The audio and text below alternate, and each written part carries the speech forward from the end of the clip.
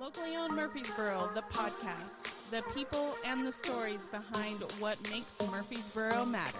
Where we get to know the people you need to know in and around the borough. Good morning, Murfreesboro! That was my best Robin Williams impersonation. Oh my gosh. It's early on a Wednesday morning, and you're glad that you've tuned in. This is a live episode of Locally on Murfreesboro, the podcast. Welcome, everybody. I would just say thanks for being live, because I think your quote was, I don't necessarily think we need to be live. So yes, I'm glad we're live. Yes. Thank you, Marissa, for pushing me past my fear of success. Yeah. I don't know about that, but okay. So we are excited to do a special live edition. Today we are highlighting a very amazing nonprofit in our community. Today we have Ericka Downing from the Domestic Violence and Sexual Assault Center. And that is a mouthful to say, by the way. DVSA. Yes.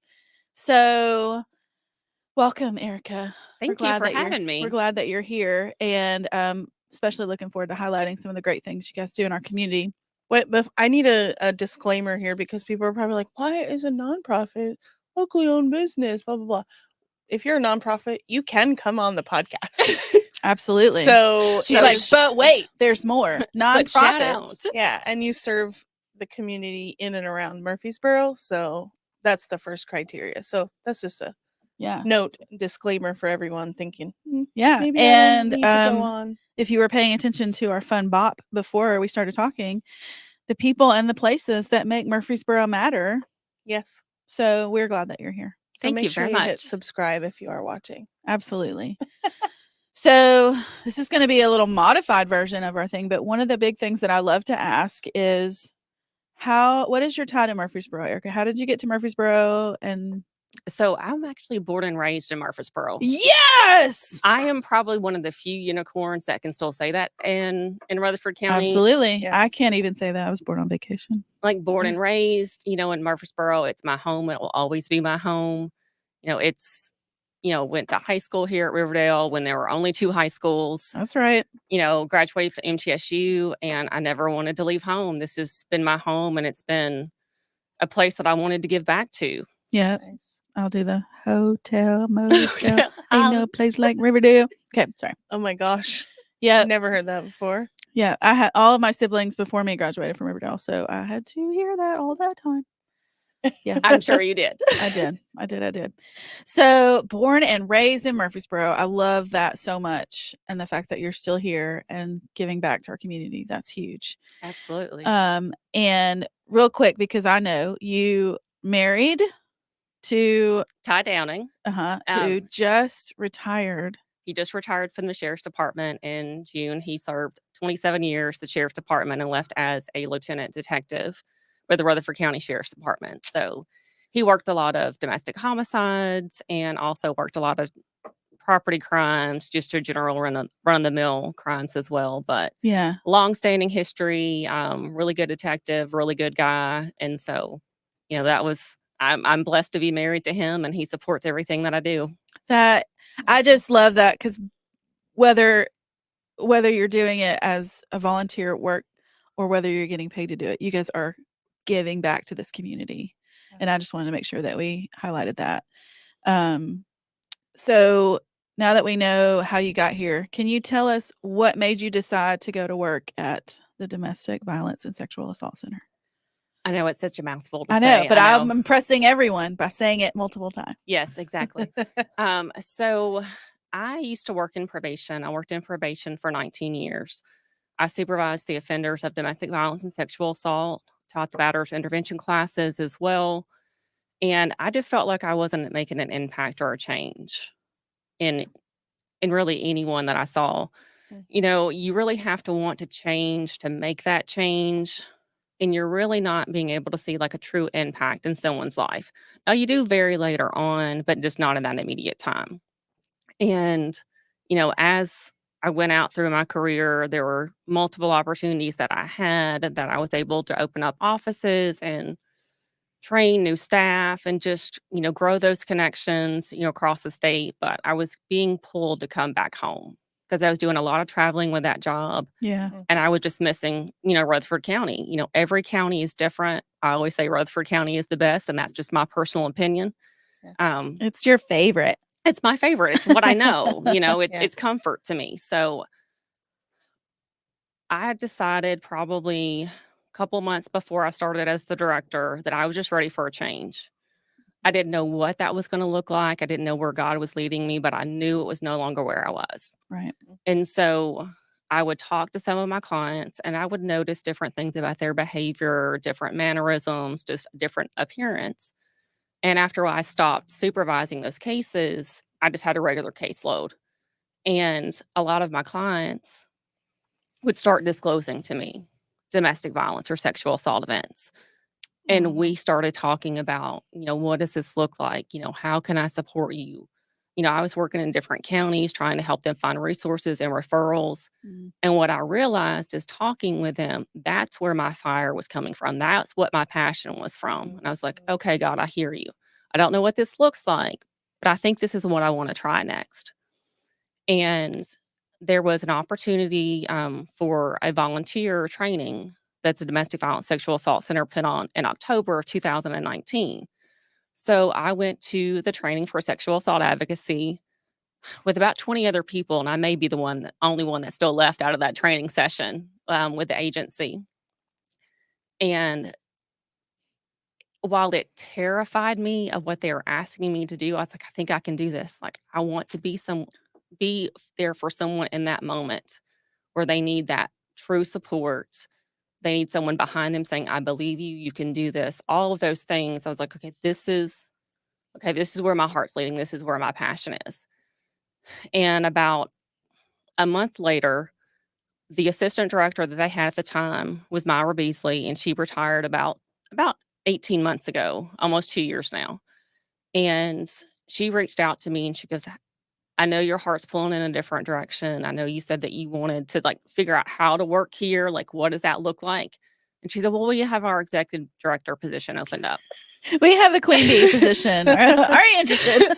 So, put in for it, don't put in for it. It's completely up to you, but, go for it if you want to.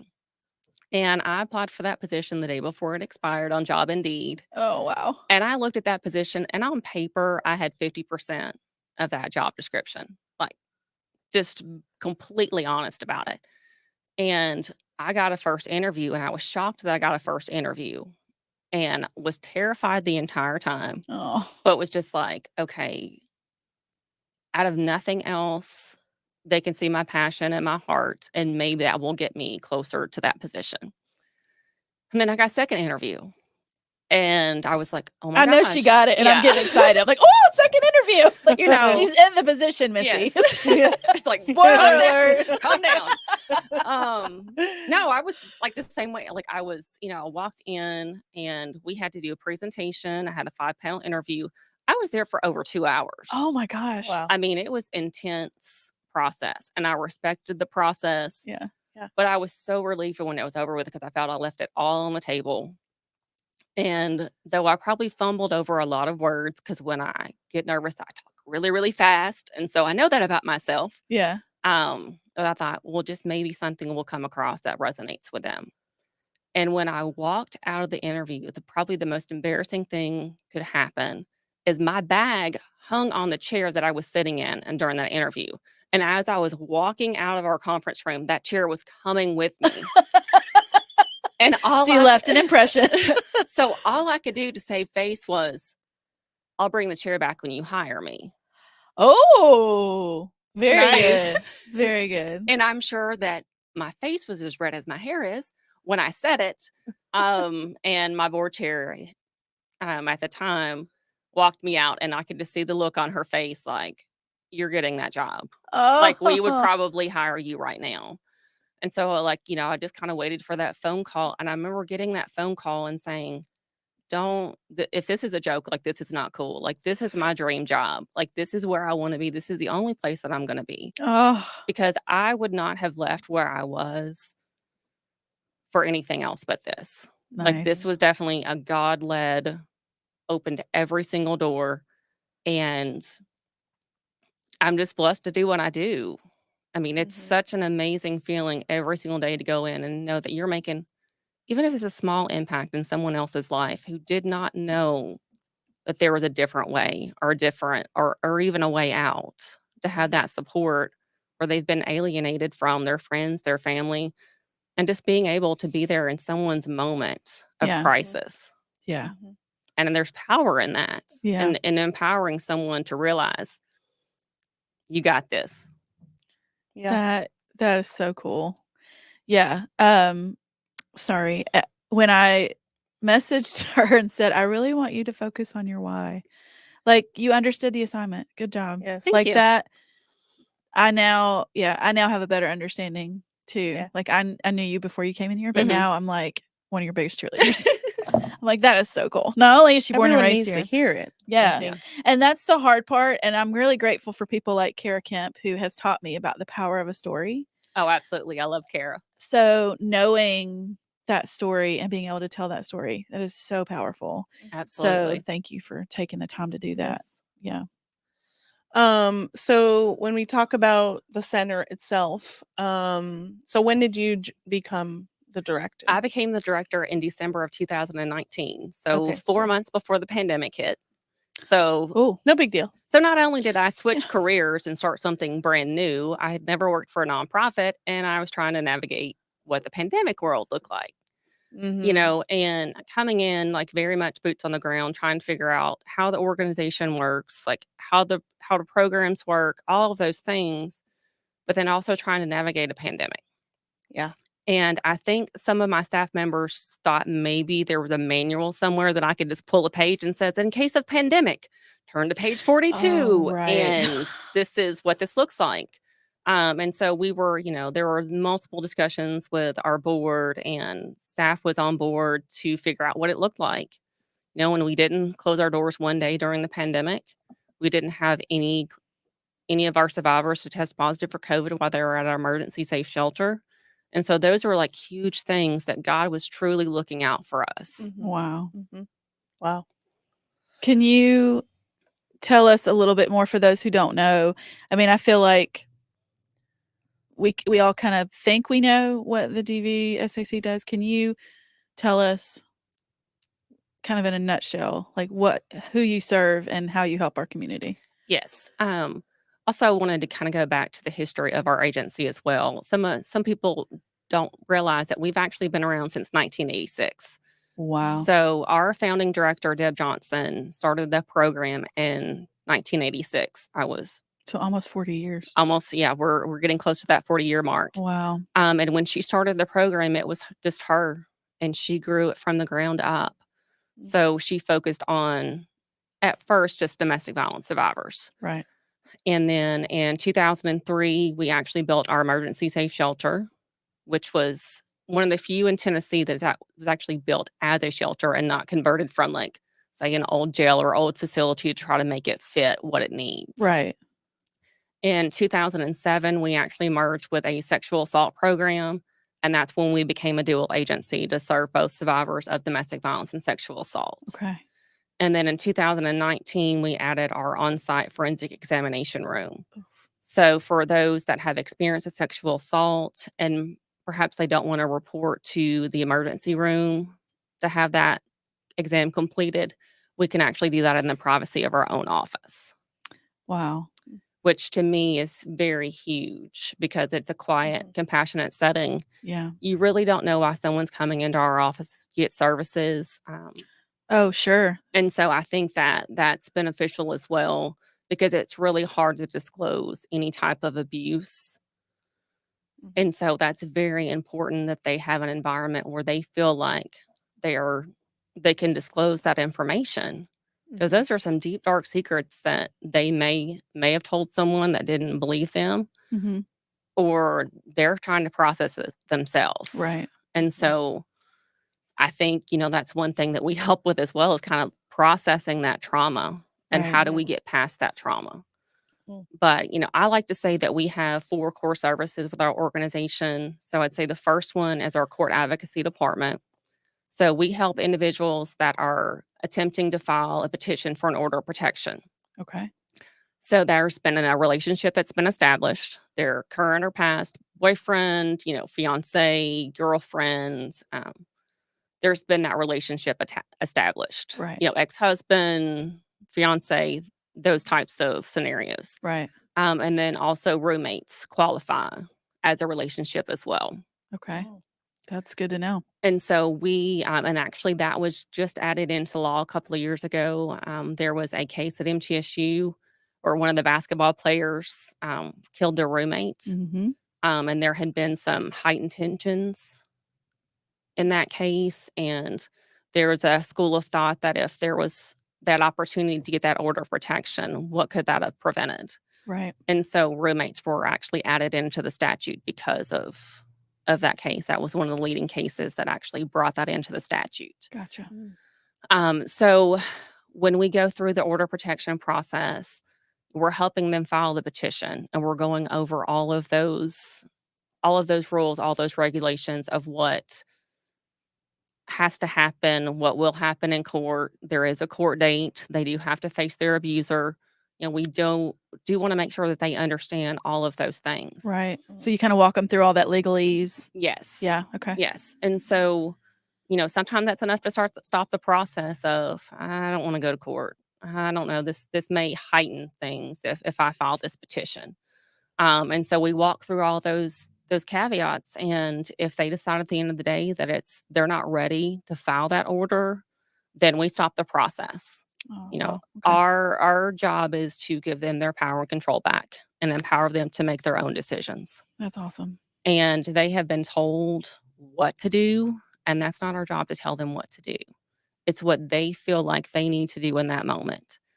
And we keep that door open so when they are ready, they can come back in And it's their decision. and start the process again. Yes, it's always their decision. Oh, wow. Always their decision. I think sometimes we forget the importance of that for people who we make our own decisions on a daily basis. And in most cases, in domestic violence or sexual assault, you are not in charge. No. So to be able to make that decision for yourself is game changing. And it's very powerful when, especially if, when you've been stripped down of everything and you don't think that you're worth anything or anybody values your opinion anymore. Wow. And it's so powerful to go, okay, let's switch the mirror. Let's look at this from a different lens. Oh, wow. These Kudos. are the attributes that you have. And I know someone's told you that you're worthless, but they're wrong. Yeah. Wow. And going through that, but that's a tough process to go through. And so we want to make sure that they understand everything from start to finish because we want them to make the best decision for themselves. That's huge.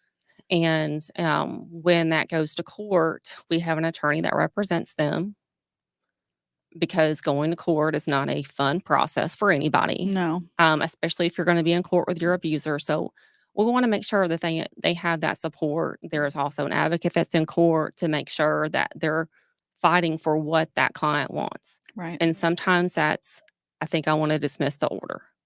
And that's fine. It's completely up to them of what they want to do. It is solely their decision.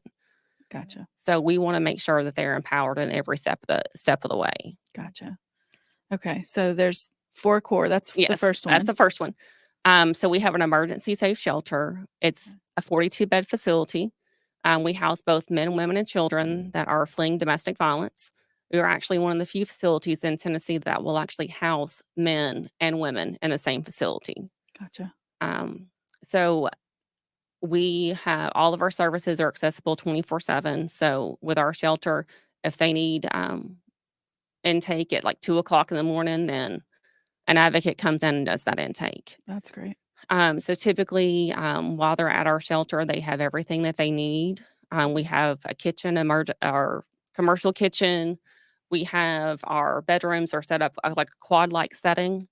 And so they have their own bedroom, bathroom inside those rooms. They have a code to get in their door, and they're the only ones that have the code to that room. Gotcha. Of course, we've got gating all around our facility, so you can only get in and out through that gate, and you have to have a code to get in. So we keep security pretty tight at our shelter. Which is necessary, right? Absolutely. And then, of course, we do case management, and we help them work on their goals and objectives of what they want to see happen while they're at our stay. And hopefully, we can put them in the position where they're ready to move on and go on to the next big thing. And they realize this is just a bump in their life that they're going to get over. And we're trying to give them the tools necessary to make them successful. Right. And tell me, where does the funding come from to do all of these amazing things? We are heavily grant funded.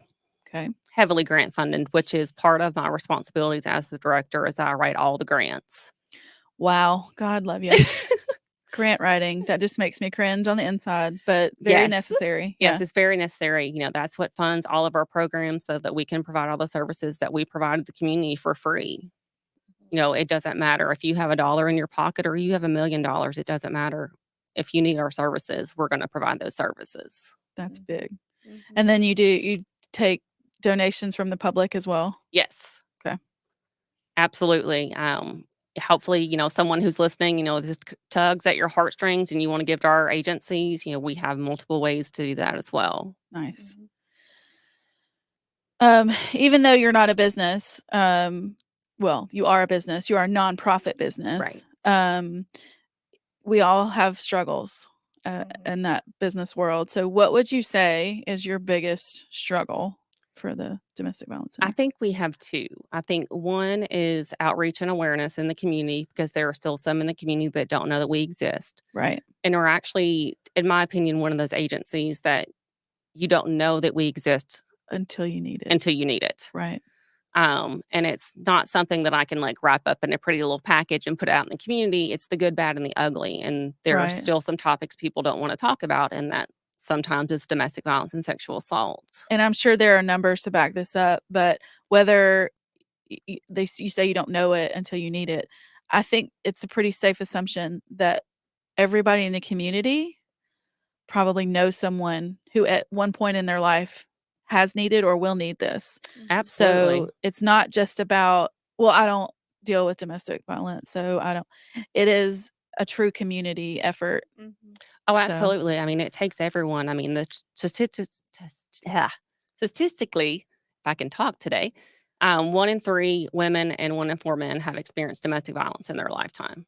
So chances are you're walking beside someone every single day who's probably never disclosed to you that they've experienced that, but you're walking beside them and they're looking to see, are you a safe place? Or will you support me if I come out and say these things? Right.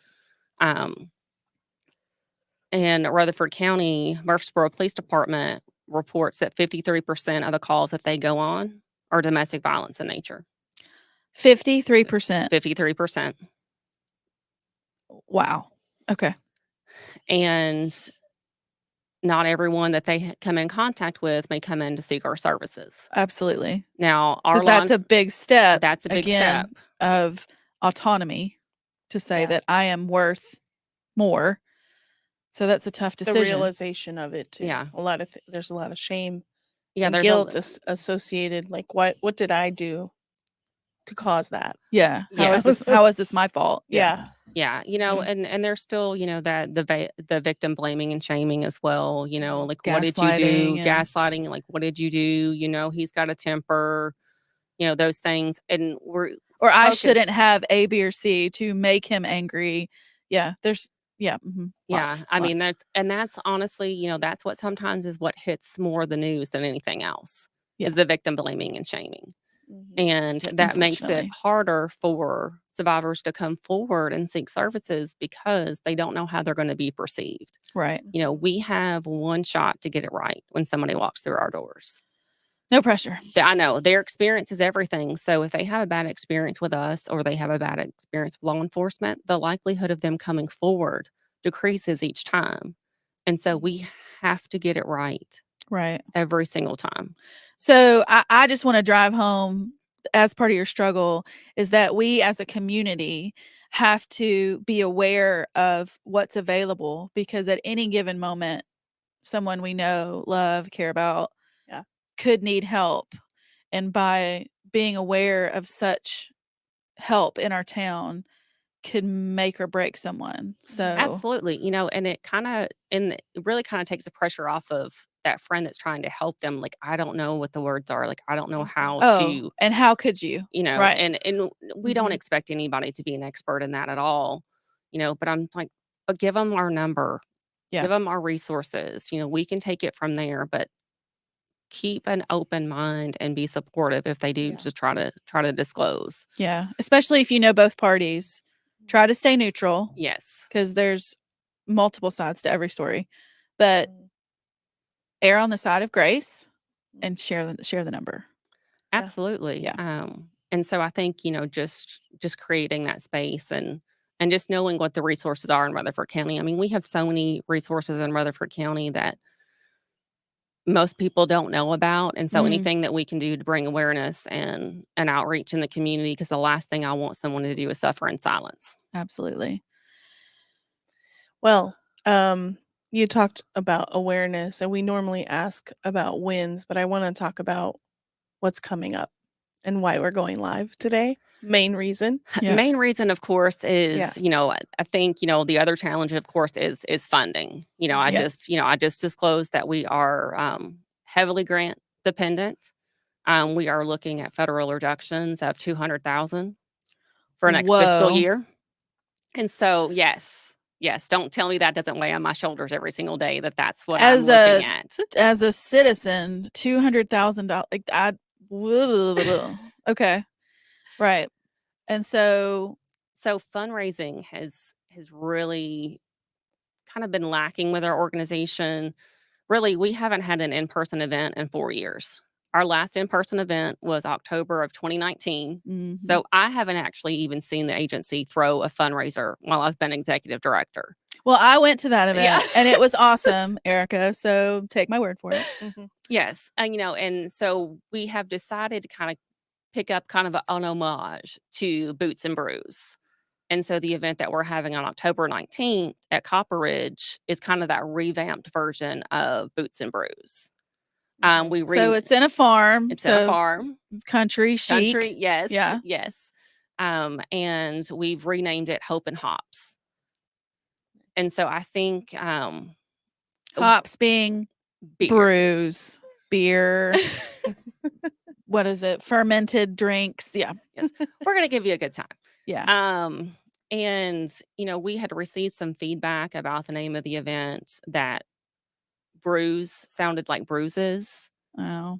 Oh, And yeah. it's one of those things, like, once you hear it, you can't unhear it. Oh, So I was yeah, like, 100%. Yeah. I was like, I said, if this event worked, I was like, so let's revamp it. Let's just name it something else. Yeah. And I think I came up with a name at like 2 a.m. in the morning, Yeah. Mhm. which shows you my brain never shuts off Never from the stops. No. agency, Yeah. and it's like, it's one of those things like, I think there's something there. I don't know what it is, but something's there. Yeah. Mhm. And so we were fortunate enough to reach out to some of the breweries that we've had in the past, and just pretty much just started cold calling all of them Nice. and saying, hey, will you be a part of this again? And started nailing those things down. Yeah. However, since it's been 4 years since we've had an event, Yeah.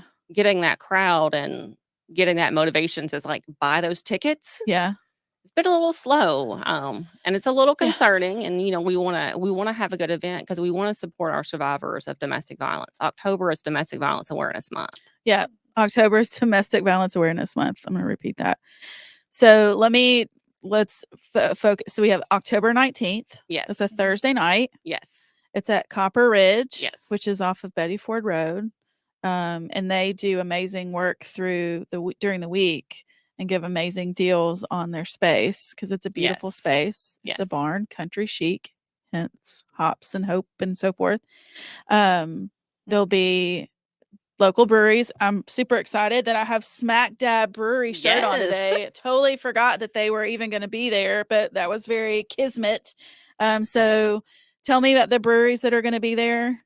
So we've got Common Law Brewery, Dark Shadow Brewery Company, Kings Bluff, Mayday, Smack Dab, Smack Dab.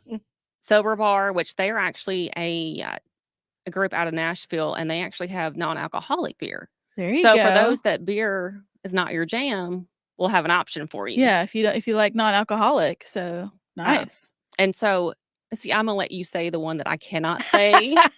It's Vitruvian.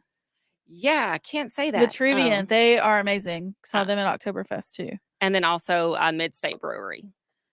Yes, that's our favorite. The brewers, the females. Yes, That they're rocking it out. they are They are a female amazing. crew and they are rocking it out. They are amazing. We're certainly grateful for them. So those are the breweries that are going to be there.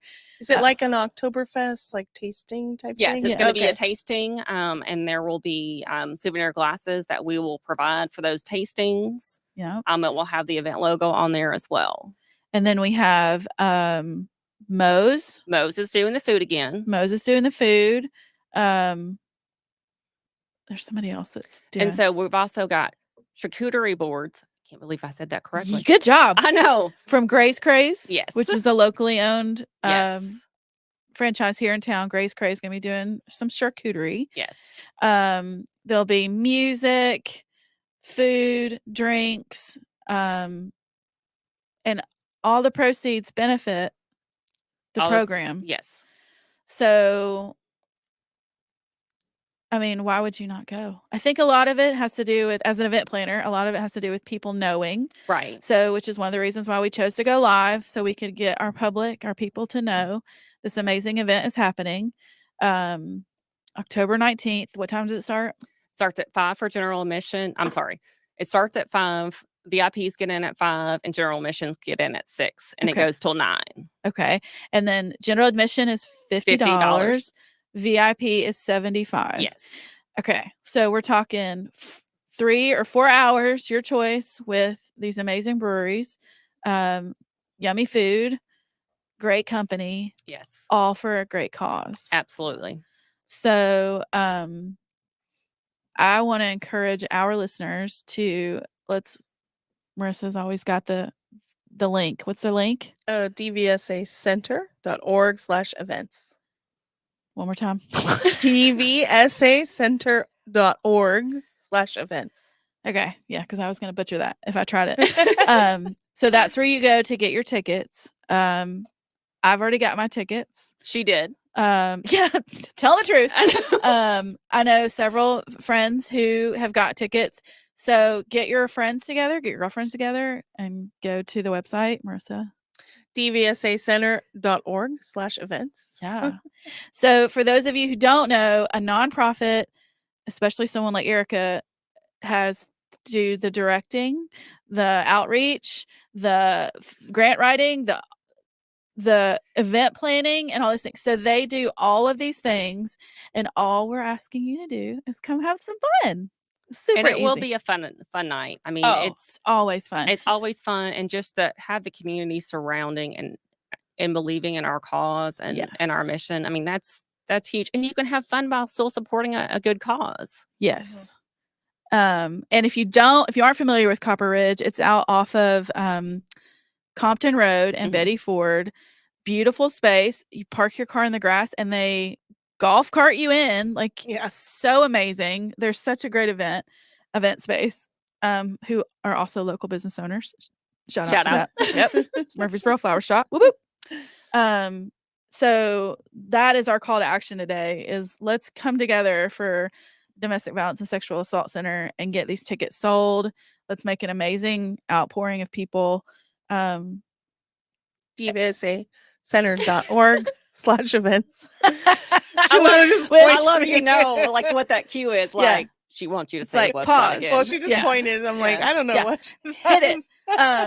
So we'll have that link as well in our comments. But one of the things that I would really like to end on, because we love to celebrate wins, is if you have a story or two that you could share with us about some wins that you guys have experienced.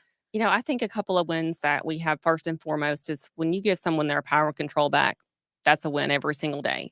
And we have those wins every day. But there also have been some opportunities that we've been able to remove some barriers that survivors have. Okay. And so Nashville Predators actually gave us a grant a couple of years ago for us to put a dog kennel in at our emergency safe shelter, because that was a barrier for a lot of our survivors leaving their abuser, because they're threatening that they're going to kill their pet. I know, I have 2 dogs. Oh, I love them so much. And I couldn't leave without them. So I saw that as a barrier that needed to be removed. We've received more funding from Nashville Predators, so we're going to expand that as well. Nice. So they can escape their abusers with their pets Yes. at the safe shelter. Yes. And so we're providing safety for not only the family, but your family pets. That's right, which is a big part of our family. Which is a big part because those are my children. So I completely understand not leaving my pets Absolutely. behind. And then we also received a grant this year that we're going to be able to assist some of our survivors with filing for divorces and parenting plans, because that's a barrier as well. You know, Oh, sure. financial abuse is real, and a lot of survivors walk out with nothing, and the last thing that's tying them to their abuser is a divorce or a parenting plan. Right. And so we've been able to get funding in order to assist survivors with filing Legal help. because there's not a whole lot of attorneys out there that will actually file, you know, at a lower rate and things like that. So Right. we've just, you know, I've been fighting for about 2 years to get that funding. So I did a happy dance in my office when I got that funding, Man. because I just knew that was going to open up some doors, because it's that last barrier to cut all ties Right. from your abuser. Yeah. That is Wow. awesome. So giving them the autonomy back and then removing those barriers. Yes. Oh man. I'm doing a little happy dance Yeah. inside too. Like those are things that when you haven't experienced it, that you don't think about. Yeah. And I know Mhm. as a female, we think about, okay, step 1 through 32, that has to happen before you'll make a decision or before you'll do something. Exactly. And so you're removing like 1 through 8. So maybe, yeah. Exactly. You know, Yeah. and also in that same vein, also think about someone that's experiencing trauma. Yeah. They're in trauma brains, so logical thinking doesn't always fire off in the same way. Right. And so as you're trying to figure out, like, how do I leave? You know, what are my next steps? And you're just trying to figure out, how do I put my game face on every day and continue on, because I've got people that depend on me. You know, I've got kids involved and things like that. Right. So just trying to figure out, like, what works for me. Right. And would I reach out for help? You know, Right. and I'm blessed every single day to go to work. You know, there is not a day that I've, like, dreaded pulling in that parking lot. I think we've all had those jobs. This is my passion. This is what I am blessed that God opened the door for. Yeah. And you know, I kind of pinch myself some days. I'm like, how did I get here? Like, how did I get in this spot? Right. And I'm thankful that I am, Yeah. because what I believe with the mission and how we support survivors in our community, they have to have somebody fighting for them day in and day out. And you don't have the passion to do it, then this is not for you. Right. Well, I am certainly grateful to have heard more of your story, because I think that's where Same. our listeners, that's where we get our listeners for. We love to be able to share these stories, because that enables us to connect more closely with the business, the Absolutely. nonprofit. So I'm so excited to have shared that with our public today. So first, our call to action was get those- DVSAcenter.org/events. get your tickets to this event. I'm going to be there. If Marissa will be my date, she'll be there. And then I mean, I'll speak also. I think there's so many events. there are Lots of events benefiting all different types of organizations. And I think it's really, well, thank you for sharing more of the story, because I think it does help you know, okay, I'm buying this ticket and it's going to go to XYZ. Right. And I think it's hard to share that over and over and over. Like, on you a single know it. post or You know it. Yeah. That's why you do it. Right. But sharing that passion will hopefully whoever, I mean, it touched me. Like I knew about, I've been to, I think Right. one of the wine around the world, and I Yeah. heard about it, but I didn't hear like the stories or the programs. Yeah. And I think it's just an example of, like, we just need to talk more and tell why we do what we do and why we're involved. Absolutely. And just listen to people, because it might help sell more tickets or whatever, you Or know, create get more more funding, donors, or you know, absolutely, it's absolutely. just really important, I think. Well, So I mean, thank and you. even the awareness of knowing that we exist, someone who's watching this may say, you Yeah. know what, I think I'm ready to make that step. Yeah. And now I know where to go. Yeah. Or I've been encouraging a friend to make that step, and now I Mhm. can.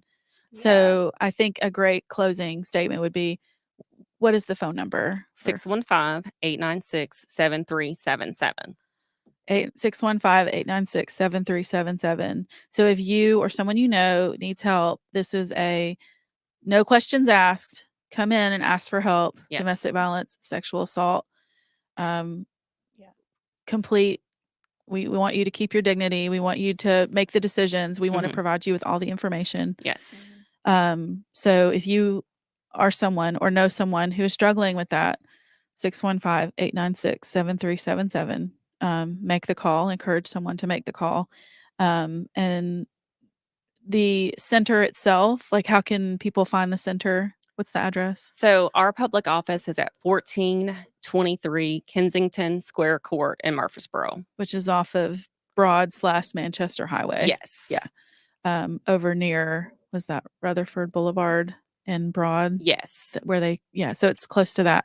So if you know someone who needs to go, again, I'm gonna say that phone number, which I will never forget now, 615-896-7377.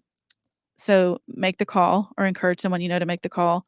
Ericka, thank you so much for coming on and sharing your story. No, Like, I thank feel you. like super pumped about getting involved with this and Yeah. helping our community find, and our female friends find, the autonomy to do whatever they need to do, whatever they Absolutely. decide to do No, for and I themselves. appreciate the opportunity. I mean, I jumped on this. I know this was just like kind of last minute, like 2 days ago, but Yeah. Oh, but I it was game to do it. Anything was- that I can do to promote our agency Yeah. and And we'll get the word out in the we'll get community. this video. We can help you get clips and so forth to use for promotional Okay. whatever. So we'll help you do that. And again, one more time, Marissa. DVSAcenter.org/events. She's like it's like the button. She's It's like on the it. soundboard, like boop. Yep. So you guys get your tickets. Come out and join me at the Hops. Hope and Hops. Hope and Hops. Hop and Hopes. Hoping for hops. And check out our local breweries who are donating their time to come be a Yes. part of it. And their Moe's, product. Gray's, and their product. Get a cool glass. Great venue. Lots of fun. We hope to see you guys there. And we will talk to you guys next time. Thank you. Bye. Thank you for listening to Locally Owned Murfreesboro, the podcast. New episodes every Wednesday on all your favorite podcast platforms. Don't forget to follow us on Instagram at Locally Owned Borough.